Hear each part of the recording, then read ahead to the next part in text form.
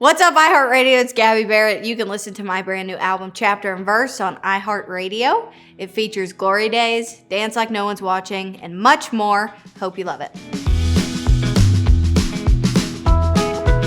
So the first song on the record is called The Chapter, and I absolutely adore this song. I really don't think that there could have been a better song to start the album, sound lyrically. I wrote it with Hillary Lindsay, John Knight, and Ross Copperman. And I knew that I wanted to title the first song of the album The Chapter and end it with the verse. So with The Chapter, this album really just talks about all the different chapters of life that I'm in and the one that I'm currently stepping into of being mom. And, some of the lyrics are, I ain't a kid, but I ain't all the way grown, and I'm making a mess while I'm making a home. So you're trying to do the best with what you've been given, and that's definitely the chapter that I'm in right now. This song really leans into just old school Shania Twain. I just loved the sound of her music. You knew it was her when it came on. She had amazing, iconic outfits. It was like the whole package deal. And Shania was a very big inspiration for me to get into country music. And so I just leaned into that with the sound, especially on this song. And it's just very fun. Dance, boot stomping, let it all go. And this song was also inspired by my husband. He's an authentic cowboy and leans into that Foley in lifestyle. And so it also nods to guys that aren't afraid to be country. Dance Like No One's Watching came about from Luke Combs, Emily Weisband, and James McNair. They wrote this absolutely amazing, beautiful song. I was in the bathtub, got a text message. It was from Luke, and he had just sent me the song, said that the song wouldn't make sense for him to sing, but he kindly thought of me with it. And the first time I heard it, I just fell in love with it. I grew up being a daddy's girl, and now I get to watch my husband and daughter have that father-daughter bond that's just irreplaceable. And so I really connected to this song on a deep level, and I'm very thankful that they picked me to be a part of it and to sing this. Glory Days was so much fun to write, and I'm so happy that we released this song as kind of the first introducing the record as a whole for Chapter and Verse. I remember my parents always saying like, oh, those were the good old days, or those were the glory days. And it was always them talking or referencing back to a time that had happened.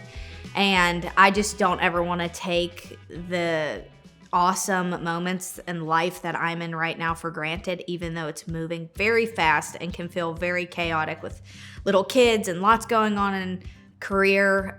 So I kind of wanted to just timestamp and be like, hey, Gabby, these are the glory days. Like, we're living in them right now. So to remember them right now. Hard to Read is a song about hard to read personalities. I don't know about any of you guys, but hopefully some of you can connect to being told that you may have a hard to read personality. I was definitely one of those people, and still am. And, that phrase, I never know really how to take that, if it's a good thing or a bad thing or in the middle kind of thing. It's a little bit of a confusing place to be, right? Because you're just harder to read as a person. So hopefully you guys can connect to this song like I did. Growing Up Raising You is a very sensitive song for me, I would say. It talks about exactly what the title says, Growing Up Raising You. I'm only 23. I don't have all the answers to everything. I have not got everything figured out. I am doing the best that I can. And while trying to raise other people to be the best people that they can be. And so it's just so interesting, and I feel so blessed to be able to have, 3 little lives that I can help to flourish in life while I'm also trying to figure out life myself. Off the Highway is that song where you just have fun, let the windows down, let your hair blow. It's definitely inspired by just fun, old school Keith Urban. Those are some of my favorite songs to always listen to on my playlist, no matter what time in the car. Feel good music. Great lyrics, great music, and I love Keith Urban for that. And so that was definitely the inspiration behind this song, and I hope you guys like it. You're My Texas was a song that was co-written by me Miranda Lambert and Hillary Lindsay. And it was pretty much the first time that I ever really got to meet Miranda as well. And you just kind of fall in love with her when you meet her. And Hillary I had written with a couple of times, and so it was a great group to be in the room that day. And the song really just fell out naturally. It was pretty easy. My husband is a Texan, and Miranda is also from Texas, and so we shared that relatability for our love for Texas. And it just really fell out. It's very dreamy, and I don't know, I just loved everything about it. So another song on the record that I just gravitated to really as soon as I heard it and it was sent to me was Grow Apart. I just loved this song and could connect to it on a really deep level. It talks about not being afraid to grow old and go through all the different layers of life, just as long as we're not growing apart and away from each other. Growing apart and away from each other is definitely a very crucial thing within a marriage, and staying together and staying a unit and a team is so important. And I definitely see myself growing old with my husband, so that's why I love Grow Apart. God, Money, and Love was one that was sent to me and co-written with Lori McKenna on it. And I loved this song pretty much the first time I heard it. The three big things that this song centers around is God, money, and love. And I think that everybody in some way can relate to at least one of those, if not all of those, in some type of way within their life. And that bridges relatability to one another. And, you know, God especially has been a really, really big thing in my life and a big center for my life. So I definitely was able to connect to this song, and I hope you guys can find relatability in it too. So ending the album out with The Verse featuring Phil Wickham. With my first album, I had included a Christian-based song on that album, and I kind of want to use that as a stamp on my albums going forward to at least have one Christian-based song on there, because that is such a huge part of who I am and what I base my life off of. And so we sang the doxology together, it was written about 350 years ago. It's a very, very old hymn, but one that we sing every Lord's Day, every Sunday in our church that we go to. And so it was really special. It's a song that talks about worshiping, the triune God. And that's really what we as a family revolve around and try to keep in mind daily. So it's a really special one for me, and I'm so thankful that Phil was able to jump on this song and make it all the more better. So the title, Chapter and Verse, actually came from my husband.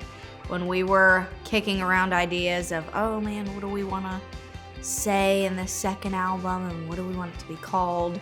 It's a little bit intimidating thinking of that, because it's going to be there forever, and it's a big project and a big follow-up from the first album. So Chapter and Verse is really a nod to a biblical reference. I am a strong Bible-believing Christian, and that's such a crucial part of my life, so I only felt that it was right to really tie that in to my next project of music. So Chapter and Verse obviously totes to the Bible, and then also to the different chapters and verses throughout my life. I went through a lot of them, I feel like, in the last couple years: kids, marriage, lots of things happening in career and just life in general. So that's really where it came from.